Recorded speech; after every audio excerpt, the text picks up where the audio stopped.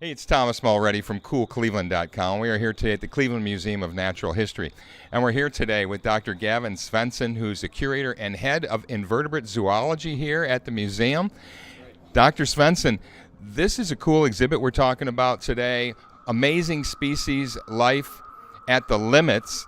And it's really about a lot having to do with your field, which is invertebrates and insects. Yeah, so I study praying mantises, and one of the reasons I do that is because of their incredible form and shape and diversity. And they do all these amazing things in hunting strategy and blending in with the environment and the morphology that they look like plants, they can look like trees, they can look like flowers even. Right. And you've done studies on these to find out how they adapt and evolve over the years to fit into their environment and to survive. That's right, yeah. They do, there's millions of years of evolution where they're responding to different environmental pressures, and they adapt very, very specifically to take on very, very unique roles. And this is really what this exhibit is focused on, is a huge diversity of animals and plants that do very specific things in the environment. Talk about some of these things, because they're looking at how to reproduce, how to just continue surviving in their own species, how to breathe, how to move. They're finding food. So they've actually evolved, and it's basically survival of the fittest. Well, it's everything. We always like to say that everything has a purpose in the world, but really it's about whether an animal can survive or not.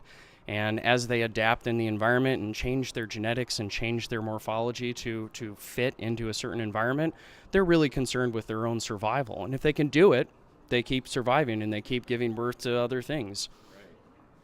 Talk about some of the exhibits you've got here, because you do have live animals. You've got some huge oversized models and some interactive exhibits. Yeah, we have everything from naked mole rats, which you can see. They're wandering around, jumping up and down through tubes.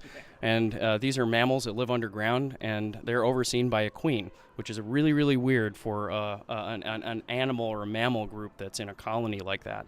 And then we have giant Hercules beetles and rhinoceros beetles. We have Cecropia moth that can detect pheromones, just tiny, tiny, tiny parts per million in the atmosphere, and that's basically to find a mate in pure darkness. You've got some very smelly exhibits here, too. One right behind you here, but it's kind of cool.